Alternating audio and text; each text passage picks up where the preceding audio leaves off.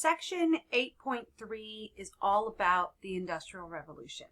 So they're going to talk about how the Industrial Revolution started in that of the United States and what needs to be done for it to grow. We start with the market revolution. It's commercial agriculture produced surpluses for sale so that they could sell it for cash. No longer are they just growing for consumption only, so farmers are growing extra so that they can sell their product to individuals that are in areas they don't have. So items that are grown specifically in certain areas, much like we have oranges come from Florida, we have potatoes come from Idaho, that kind of thing is what the market revolution is going to do. It's going to sell those extra products in other places. Revitalization of the banking system. The standard of living was on the rise, much like it is today. Standard of living is going higher and higher, which is going to put more money in people's pockets. The American system of manufacturing, there are two notable features. A system for making interchangeable parts. No longer did you have the situation where if a machine broke, then you'd have to get rid of the whole machine and get a whole new one. That could be very expensive. So now we have interchangeable parts. There are various people who are part of this. Eli Whitney himself is going to help with interchangeable parts. There's a high degree of mechanization. This is going to lead to mass production. This is going to allow the Industrial Revolution to really spread rapidly in the United States. We have what is known as the putting out system, and this is what was used prior to the factory system. It's also known as the workshop system. Subcontractors will work with individual things, mostly in their homes. So it could be weavers, blacksmiths. Think of those colonial jobs that you did for your first paper. Some of those are done in your home. So that's part of the putting out system. Then once they completed an item, then they would take it to a central location where they would sell it. British leaders are, they're the leaders in the textile industry. They're going to keep textile machines a secret. They don't want anybody to know how they are creating their machines. They really fear the Industrial Revolution is going to spread to other countries, giving that advantage that Britain has away to other individuals. However, in 1789, Samuel Slater, he is going to come to the United States, and he has knowledge of spinning machines.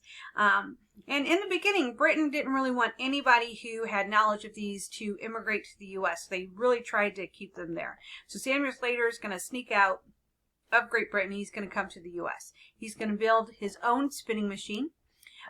Small children will work the machines to make yarn, and they do this because they have smaller hands, they're more nimble, so they can get into the machine parts. Yarn will then be sent to women so that they can make cloth in their homes. This system will be replaced by factory workers. The factory system where every part of a product is done under one location. No longer are you having different places due to different steps of production. So they'll all be done in one location. The Industrial Revolution, under the Embargo Act, it helped really promote domestic manufacturing. Remember, that's the act that forbid, the U.S. decided to get out of the Triangle Trade, plus all of those blockades by the British of the Eastern Seaboard. So mass production will turn times of luxury only items to everyday use items, such as an ice box, for example. Everybody has a refrigerator today, but in the beginning it was a high luxury item. Textile mills become our first lobbyists to Congress because Congress is going to start to try to regulate them. And of course, textile industry doesn't want that. So they're going to really lobby so they get more opportunity, more things without as many regulations. They want higher tariffs on foreign goods, and so that it makes it easier for Americans to buy American cloth. The first true textile mills will be that of the Lowell Mills. Francis Cabot Lowell is a wealthy Bostonian. In 1822, a group of Boston associates will build Lowell, Massachusetts. And you can see in this picture here, Lowell is quite a large town. It still exists today. Parts of it are considered historic locations. So if you want to go see it, you can. It is a series of mills and factories built along the Merrimack River. The mills combine the textile processes of spinning, weaving under one roof. Even the process of processing cotton will be done at the Lowell factories. This will essentially eliminate the putting out system because now you have textile mills and textile factories that are doing all of it in one place. The employees for the Lowell Mills, 75% of them were indeed women. Women who worked the industry. They were paid $2.50 a week, and the majority of that they had to send home. They were given free room and board at, in the boarding houses at Lowell. They were between the ages of 15 and 30, unmarried. They had to be white in the beginning. No one foreign born or of color were allowed to work. But eventually they're going to run out of people. So they're going to need to get the Irish involved. Neither from the aristocracy or the homeless. Most of them are from farms where they needed extra income. Most Lowell girls will send the majority of their income home because that's the whole point of them being there in the mill, is to make extra money to send it home to support the family. They will have the first successful union. The Lowell girls will. By 1840s, there are 40,000 employees in 32 mills in that of Lowell, Massachusetts. 1834 is their first strike, and that one is not going to be so successful.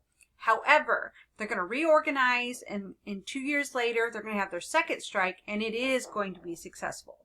They succeed in gaining better working conditions for them. By 1850, Lowell began hiring Irish immigrants. There will be other groups that will unionize as well after the success of the Lowell girls. There's going to be a spread in wage labor. With the rise of factories comes the spread of wage labor. Initially, it will be formed for better pay and better working hours. The federal government does not support unions. However, you could be blacklisted and not be able to find a job at all if you chose to unionize. In 1827 is the first large-scale national union, the National Trade Union. Members of this union at this time were skilled, experienced, and the unions were very specific. So it was like the 4th Street Irish Carpenters of Derry. So that is very specific. And so you're not going to have as many people join in for that union. So they're going to collapse quickly. The Mechanics Union Trade Association will be the first one that really grows, and it's going to last for a little bit, but it will collapse eventually. The Mechanics Union Trade Association will eventually become the AFL-CIO. So this is basically the union that is very supportive of car manufacturers. Now, during all of this, new professions are going to rise up. You have teaching. Mostly at this time was a position for men. If you were, if you looked intelligent or you sounded intelligent, you could be hired as a tutor or a teacher. Social reform of the school system will lead to trained teachers, and we'll talk more about that in a different PowerPoint. Women will find jobs as teachers as they become more educated. And they will find that most men will turn to allow women in the teaching field. When it comes to law, after a man taught in a school for a year or two, then they could train under someone, intern in a law office to become a lawyer. Doctors are very much the same way. Many of them are very self-taught. People don't trust a lot of doctors in the beginning. So they're going to learn from reading books, learn from experimentation and education. By 1860, there are over 60,000 doctors in the United States.